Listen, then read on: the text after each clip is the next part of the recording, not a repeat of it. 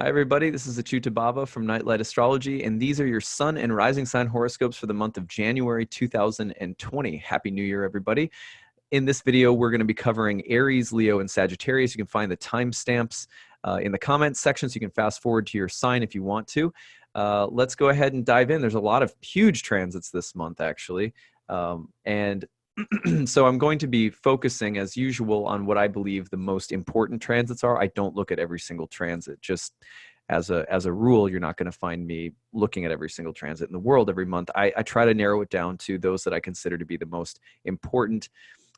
And so this month, at the beginning of the month, there is a Mercury-Jupiter conjunction in the sign of Capricorn for you Arians out there. Aries Sun, Aries Rising. This is falling in your 10th house. And Mercury-Jupiter can be very good for business in your 10th house of career. It can indicate an expansion of knowledge, skills, ability within the career. It can indicate teachers teaching, an emphasis on writing, deal making. It can indicate good fortune, good news. Overall, a very positive transit in your career house. You're just going to want to emphasize the importance of communication in the workplace. Be careful of exaggeration, pride, or getting too stuck on communicating something that you feel really passionately about. It could get you into trouble, but otherwise, really nice transit at the very opening of the month, January 2nd. Now, going forward from there, you'll see that like on January 3rd, Mars is going to enter Sagittarius, and that falls into your 9th house of the higher mind, religion, and spirituality. There might be a more intense focus on those things. This is your ruling planet in a house that has to do with belief. Also, long journeys and travel could become a subject in the next month. But overall, the emphasis on intense or combative or willful encounters around your beliefs, your philosophy, religion, spirituality is going to be a subject of interest for you. And you could also think about Mars in your 9th house, just generally speaking, as the importance of asserting your beliefs or of standing up for things that you believe in. So watch for that all month long, starting on January 3rd when Mars enters Sagittarius. Now, the huge transit of the month for everyone is really between January 10th and 13th. And what we're seeing at that time, let me back it up, we get it in the right house. What we're seeing at that time is a quadruple conjunction. We've got the Sun and Mercury, cazimi, and then both of them are going into conjunction with Saturn and Pluto, all in your 10th house. That's happening just days after a lunar eclipse in your 4th house in Cancer. So first of all, let's just say the most general thing. The house axis of the 10th and the 4th refers to home, family, domestic matters, your foundation in life, as well as your property if you own, or land, parents, things like that. It's what props us up and what your base level of support is. And then your 10th house, career, your ambitions in life, your sense of calling or purpose in the world, your public reputation versus your private or inner life. The tension between these two areas is enormous right now. It has been for a while, with eclipses falling through these houses for a while, but the focus here is going to be quite intense on through this month and all the way into June and July, when we have 2 more final eclipses in these 2 signs and houses for you, Aries, in like June 21st and like July 5th. So you have but there's a huge emphasis on this right now. The lunar eclipse in the 4th house can signify endings and transformation around home and family, and emotionally can be quite intense. And the emphasis on Saturn-Pluto conjunction, the Mercury-Sun cazimi, all sorts of realizations, epiphanies, insights, clarity, as well as the need to redirect or reorient your life path, purpose, career, professional, something about your public reputation changing dramatically. Big life changes, structural upheavals, structural transformation with Saturn and Pluto conjoining. And so these are 2 angular houses, and it's big time for Aries Sun and Rising this month with these 2 angular houses involved. So watch between January 10th and the 13th, but don't be surprised if it takes a couple of months for these changes to really play out. Now, you go forward later in the month, watch around January 16th and the 17th. There's going to be a last quarter moon, which is the last turn of the eclipse lunar cycle, which means we've had eclipses in this lunar cycle. The last quarter moon is starting to bring things to a close. That's happening in your house of relationships. So it could be a time of having to make hard choices or being faced with hard judgments or important crossroads around your relationships or your social life relative to everything else that's been happening earlier in the month, these dynamic changes around home, family, and work. So watch for maybe a bit of an emphasis on the relationship house that's pretty intense between January 16th and 17th. Then we go from there to a series of transits that are coming between like January 17th and the 23rd. And they all involve Uranus. Now, the first one's going to happen right around the 17th and 18th as Mercury in Aquarius in your 11th house of groups, friends, allies, makes a square to Uranus in the house of money, finances, resources, business, things like that. So this is a time where there can be a lot of innovation, a lot of, again, a month of a lot of epiphanies, a lot of insight coming through, and the need to break free, to, reform ourselves, to basically innovate or defy norms or traditions, traditional ways of doing things. Mercury and Uranus are quite inventive in that regard, and it could have something to do with your social life, with groups of people, professional, spiritual, and the need to kind of shake things up. This could also affect money. There could be interesting new ideas or innovations around business or finances coming through. Also, between January 22nd and the 23rd, you're going to see the sun get involved with the same exact transit. And so both the sun and Mercury square to Uranus. Again, sun-Mercury combinations with Uranus often have to do with a kind of being inspired and being awakened. Something brand new is occurring to us when we get these kinds of transits, and it may affect business, money, finances, friends, groups of people, organizations, colleagues, things like that. So watch for that, again, between the 17th and the 23rd. Now, the last transit of the month that I have my eye on is between January 26th and 28th. During that time, Venus will be in a conjunction with Neptune and will be, oops, we switched out of Taurus. We switched into Taurus here. There we go. So Venus and Neptune will be in a conjunction, and they will be moving through a square to Mars. This is a time, generally speaking, between the 9th and the 12th house where the importance of your beliefs and looking at your doubts, your insecurities, your fears, and how they correspond to the approach that you take to life philosophically, spiritually. This is a time of encountering fears, insecurities, darknesses, doubts, angst, but it's also a time of working through them, especially within the context of relationships with people in your life. It could also be a time where you're looking at the importance of your love life and what you can or cannot share with others spiritually or emotionally. And if, if you're not able to share everything that you hope you can, this is a time of perhaps dealing with that at a deeper level.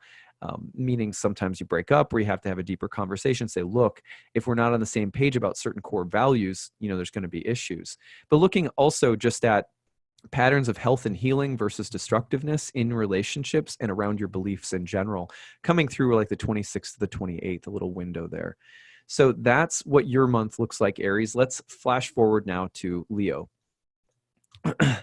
So for Leo, all the same transits apply, right? We're going to start off basically at the beginning of the month with the Mercury-Jupiter conjunction. Here we go. The Mercury-Jupiter conjunction happening on January 2nd. Get this all lined up here. There we go. Is taking place in your 6th house. Now, the 6th house was traditionally called the house of bad fortune. It's not necessarily a house of bad fortune all the time, but it is a house that involves things like work, hard labor, sometimes accidents, illnesses, injuries, or sickness. It's a house that can pertain to fighting for things or working very hard for things. So this is potentially, with 2 planets in earthy Capricorn and a benefic like Jupiter, a very productive, if not very hardworking time. And that's par for the course for Leos. You're kind of been grinding away for a while with Saturn in your 6th house since December of 2017. So I like this as a time where you're taking information, Mercury, and putting it to very good use and seeing good results come about from it, Jupiter. Or an encounter with teachers and teaching and having to confront issues within an educational setting. May not be easy, but are necessary somehow. You could also look at this as a time of putting knowledge into some kind of constructive or beneficial use professionally. Maybe there's also some issues around recovery in the midst of what could be a stressful or difficult time. Jupiter is like a silver lining in the 6th house. Mercury, Jupiter could bring good news and just beneficial help or ideas or thoughts that help to solve problems or help you out of some kind of jam that you're in. And watch for that energy right around the very beginning of the month, like January 2nd into the 3rd. And then, if we go forward into about the 3rd of the month, Mars will enter Sagittarius in your 5th house. 5th house is traditionally called the joy of Venus and the house of good fortune. It's interesting to see Mars entering this place while the moon is in Aries. The moon, in other words, will really reflect the change of Mars into Sagittarius, where the potential to get really motivated and fired up and apply that energy towards creative projects, a 5th house topic, or to be working with the topics of faith, belief, and creativity because of the Jupiter connection of Mars and Sagittarius. Also, Mars in Leo's chart's going to rule your 9th house of spirituality and religion as well. It's also interesting to be looking at the 5th house is a house that relates to pleasure and our experience of pleasure in general, and does it go too far or not? Mars might be bringing up those questions for you, with Mars likes to press the gas pedal on everything, right? So you want to be careful around being reckless or hedonistic while Mars is in the sign of the Centaur in your 5th house of pleasure. But it's also a good time to have fun and, maybe make your, it kind of has that feeling of like whistle while you work, with all the lineup of planets in the 6th house this month, but then Mars kind of hanging out in a house that has to do a lot with excitement and joy and happiness and things like that.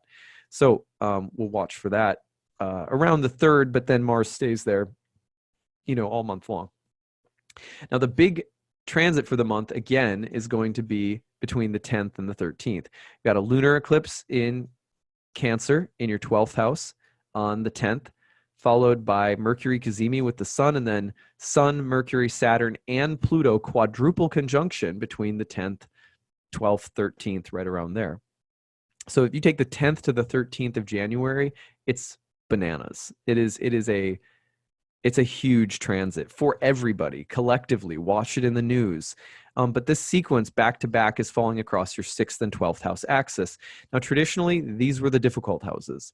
They pointed towards intervals of time in our life where we're in between worlds, where something's gestating, taking shape, taking birth. It's not easy. There's some degree of difficulty associated with it. And we can see this basically as what can we say? A period of time where, if as a Leo, if you are met with hardships, setbacks, if you feel like the deck is stacked against you right now, first of all, you're not alone. These are hard transits. They're happening in hard houses in your chart. But you're working through something right now, let's say, if you are, not everyone will, but if you are working through difficult circumstances, which the 6th house brings up, it was called the house of bad fortune. It just tends to bring difficulties or hardships or a lot of labor, just kind of working through things. If that's what you're feeling, it is purposeful. The eclipses in these houses are going to end. They're passing through. By the end of 2020, by the end of this new year, you're going to be feeling very differently. The front half of 2020, you're working through things if you're a Leo Sun or Leo Rising. Could be health issues. It could be impediments at work or in relationships. an aura of having to labor to put a lot of put a lot of muscle and effort into something that you're working through. Remember that Uranus entered your career house in May of 2018 and is really shaking your life up in terms of your sense of life purpose right now overall. So these transits are just sort of saying like, yeah, you're at a crossroads and it may not be easy. You may be sweating through it, but remember not to freak out, not to be reactive, not to try for an instant solution, to sort of be with the intensity of the work that you're doing right now, and positive things will come out of it. But this little window of time is a potential for there to be a deep level of transformation. It could be impacting home and family issues with the moon in Cancer. Could be affecting you emotionally with the moon in Cancer. A lot of difficult growing up, sobering, hard, cold realizations with so many planets lighting up in Capricorn. What's the traditional mature adult thing to do versus what is the nurturing, caring, sensitive thing to do? Those kinds of dynamics in two houses, again, that are just the two most challenging houses in the chart. So, but the good thing is, as a Leo, like, you're always going to bring your heart into what you do, and don't make it about you. Make it about serving something bigger than yourself. And as a Leo, anything can be woven into a success story.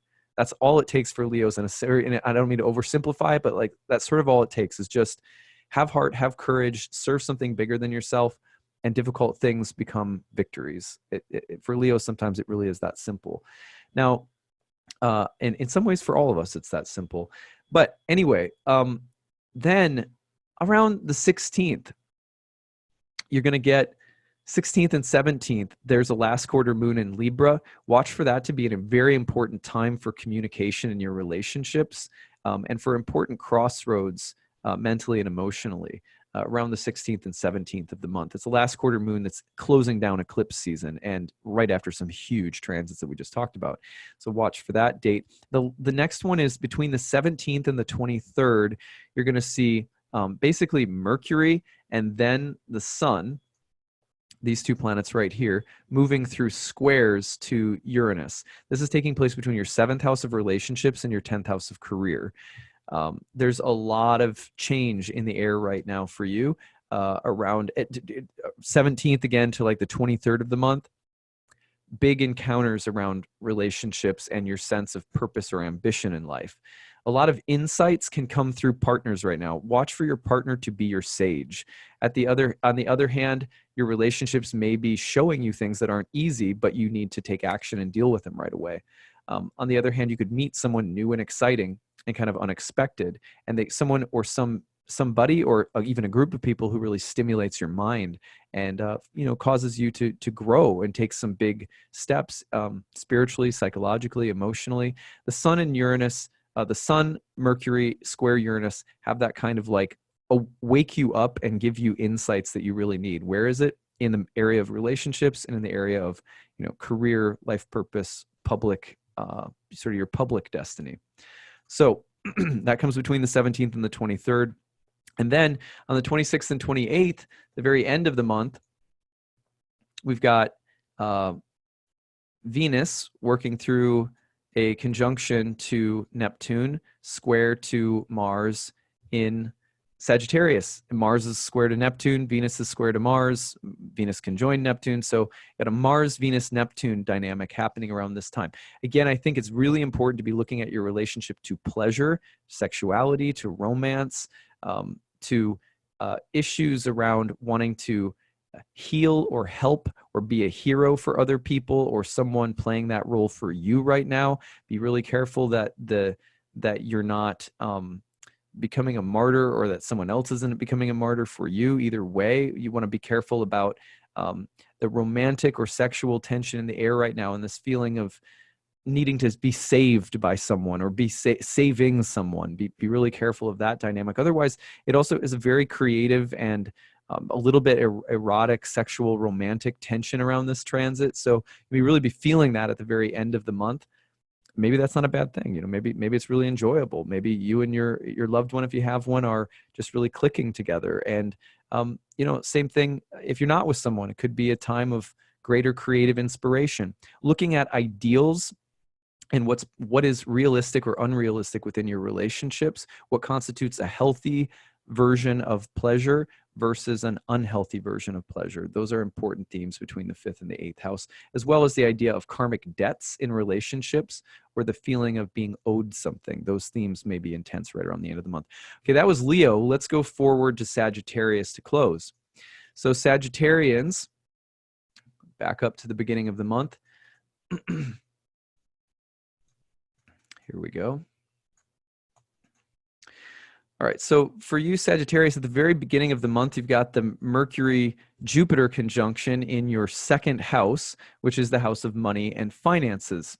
Now, this conjunction is, I think it's a very positive one for money and finances. You got the south node of the moon thrown in there a little bit in the 2nd house. That's not always easy, can mean that there is some promising developments around money and finances. Maybe they take a little while, or there's sort of like a more austere attitude. Sometimes cutting something out of the budget, suddenly making room for more in your life will allow things to manifest and sort of grow more rapidly. So thinking about a change of financial vision or strategy, new financial opportunities, good news, good information, learning or investing in education, investing in a technological device of some kind, making deals with people. This really does, I think, really does bode well for money and finances right now. You've got huge transits this month in the 2nd house of money and finances. So whatever the case may be, it's all about a restructuring of your financial reality, or just looking at things very realistically, very mature, very sort of mature, sober, serious Capricorn. But there's a vision, there's a plan, and things can grow with the Jupiter-Mercury conjunction at the beginning of the month. So that's, I like that for you. Now, on the 3rd, you'll see that Mars also hops into your home sign in 1st house. This means action orientation for the entire month of January. You've got the foot on the gas pedal with Mars in your 1st house.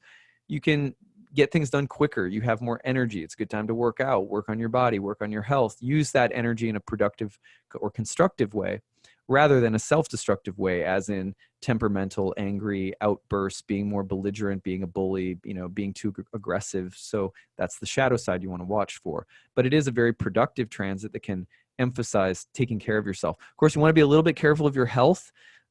Fevers, headaches, swelling, anything where Mars in a fire sign might lead to kind of inflammation, or states even being a little bit more accident prone, like, just don't drive recklessly, stuff like that. But generally speaking, it's a good transit to get things done with in your home sign. Now, when we move to the 10th through the 13th, that's when the super transits of the month come through.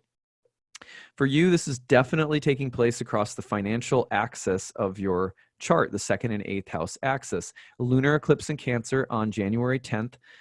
Followed by Mercury Cazimi at the heart of the Sun, conjoined with the Sun in Capricorn on January 10th, followed by Sun, Mercury, Saturn, Pluto quadruple conjunction right around the 12th into the 13th. All in your 2nd house with the eclipse in the 8th house. The house axis tells us a lot. Easiest way to interpret it. The house axis has to do with other people's resources, money, possession, esteem, and values, or your money, resources, self-esteem, and values. Simple ways of thinking about the 2nd, 8th, and 8th houses. With so much taking place in the 2nd house, you are restructuring your financial reality right now, most likely, where you're really looking carefully at what you need, what you're in possession of, what you have that is inherently of value or worth, and then the question of what you share with others, or what others owe you, or what you owe other people. Issues around emotional, financial codependency, or independence. Those themes really intense this month if you're Sagittarius rising. So you want to make sure that things are being shared equally. That's one of the simplest instructions. At the same time, this is a great transit for restructuring, getting out of debt, restructuring finances, adjustments financially that are mature, serious, a long, sober perspective of where your life is heading. That might not be easy to do it, but it's a good month to sort of put on your most, in some ways, sort of detached and adult perspective on your resources right now, what you have, what you're capable of, what you want to use your time and energy for, what you don't want to use it for, how much someone should or shouldn't help you, or how much you should or shouldn't help someone else, how much you care about the opinions, thoughts, and feelings of those you're in relationships with versus taking care of yourself, having self-esteem. Those kinds of dichotomies really pronounced. Now, going forward, Venus in Pisces, I want to mention this one for Sagittarians because it's a mutable sign. Venus is going to enter your fourth house home sign of Pisces around January 13th. Love, romance, beauty, enjoyable things, pleasant things, decorating the home, even wealth, and money or support, the emphasis on relationships, Venus within the home and family, fourth house. That's going to be pronounced from the 13th onward this month. So watch for that to come out middle of the month, really step up the importance of that, the goddess within the home. So love, romance, and issues around property too. That could always be, or living situation. Now, between the 16th and the 17th, we're getting the last quarter moon in Libra. This is coming through at the end. It's the last critical turning point of this season's eclipse cycle. So a crossroads, critical judgments or decisions that you have to make. They may be social in nature. They may involve groups of people or colleagues or allies or friendships or even relationships with the moon and Venus's sign. And again, coming back to this idea of money, finances, business, resources, possessions, things like that. So maybe some critical decisions or judgments that have to be made there, some letting go that needs to be done, or some finalizing or completing of things. And then you look at January 17th through the 23rd.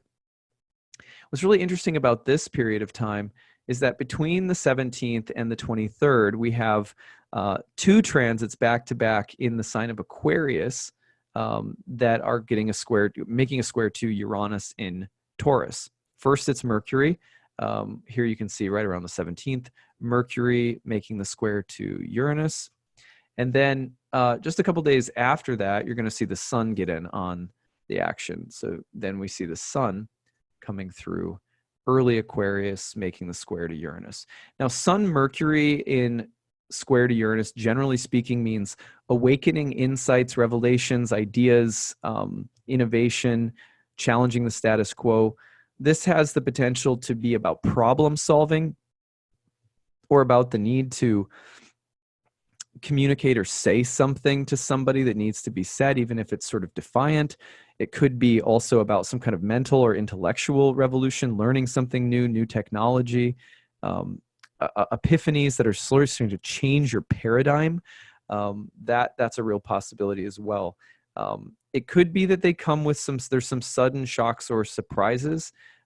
Wouldn't be unexpected to see sudden snafus with your computer or your car or something like that.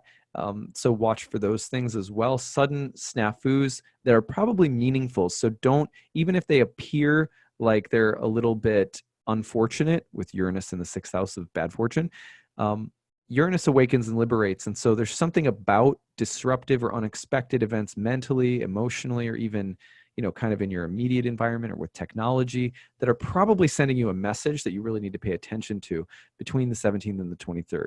It's not that it's guaranteed that something like that will happen, but if it does, know that there's a message behind it. Just turn on the ears. Okay, so last but not least, between January 26th and the 28th, you're going to have Venus conjoined with Neptune in the 4th house, square to Mars in your 1st house. A lot of this comes down to romantic sexual tension. It's stemming from maybe issues around differing beliefs or ideals in relationships. These are both Jupiter-ruled signs, Pisces and Sagittarius. So the potential for there to be some degree of creative tension or conflict around beliefs or ideals, and whether they're shared or whether they diverge, how important is it? This could also be just really nice creative sexual tension in relationships that, we get things done sometimes where there's a healthy degree of back and forth and tension between us. And also the exploration of romance, creativity, and sexuality in general, whether you're in a relationship or not. Also issues around love and home, or love and property, or love and family, and questions about, how you might be looking for greater freedom or independence or autonomy right now. Venus might be making that a little bit more difficult by focusing on, the need to be merged or in union or harmony with others, especially around domestic or home or family issues. So a Mars-Venus tension at the end of the month around relationships, around self, autonomy, freedom, and then the home space, family issues, living situation, etc. So that tension steps up between the 26th and the 28th. All right, that's what I've got for you guys this month. Excuse me. I hope you have a great beginning to your 2020. Tell me your stories in the comment section. Tell me how the month is going. Remember to check back in as the month goes on, because this stuff will give you more if you come back to it and check in and see how it was going. All right, that's what I've got for you guys. Have a great January, and we'll see you again for February. Take care. Bye.